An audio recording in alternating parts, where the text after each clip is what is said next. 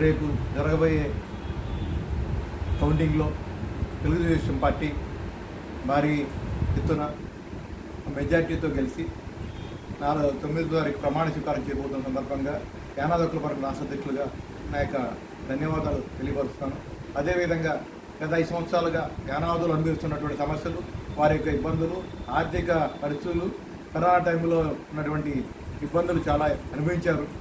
అయినప్పటికీ జగన్మోహన్ రెడ్డి పాదయాత్రలో చెప్పినటువంటి హామీలు ఏవి కూడా నెరవేర్చలేదు. అదేవిధంగా యానాదులు కలవడానికి కూడా ఆయన ఇష్టపడలేదు.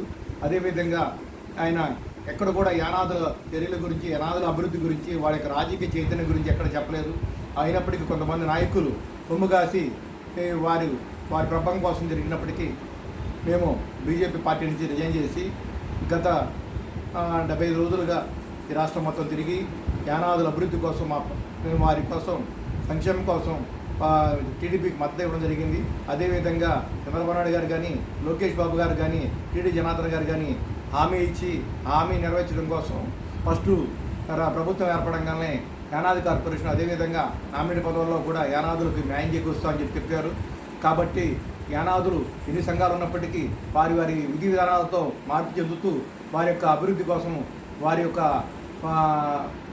యాక్టివిటీ కోసం చేసుకున్నప్పటికీ ఏ సంఘం కూడా పిలుపులుగా టీడీపీకి మద్దతు ఇవ్వలేదు. ఆ పార్టీలో ఉన్నటువంటి నాయకులు కూడా ఎవరు కూడా పదవులు ఉన్నప్పటికీ వారు కూడా ఎక్కడ జగన్మోహన్ రెడ్డి కానీ వైసీపీ పార్టీ భయపడి ఎక్కడ కూడా రాష్ట్రం మొత్తంలో చెప్పలేదు. ఒక యానాది హక్కుల పోరాటం మొదటి నుంచి కూడా 6 సంవత్సరాల నుంచి డిమాండ్ చేస్తూ చంద్రబాబు నాయుడు గారితో కానీ మిగతా వారితో కానీ చెప్పించగలిగిన వ్యక్తి నేను.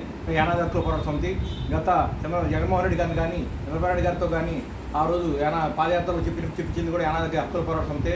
దాన్ని దృష్టిలో పెట్టుకొని ఆ రోజు చంద్రబాబు నాయుడు గారు సపోర్ట్ చేయడం జరిగింది. ఆయన భారీ మెజార్టీతో గెలవబోతున్నారు.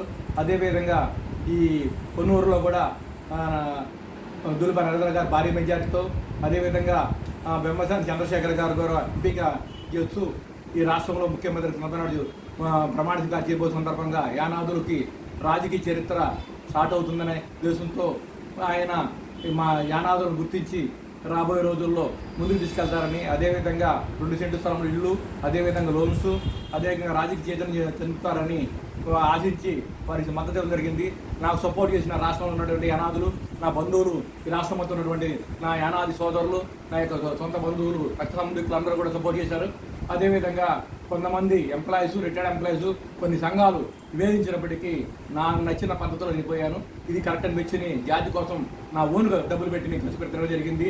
నా యొక్క ఎవరేమనుకున్నప్పటికీ ఇది నా జాతి కోసం, నా ఉనికి కోసం, యానాదుల అభివృద్ధి కోసం పాటుపడ్డాను. నాకు సహకరించిన ప్రతి యానా సోదరుడికి, ప్రతి కాలనీ సోదరులకి అందరికీ నా ధన్యవాదాలు.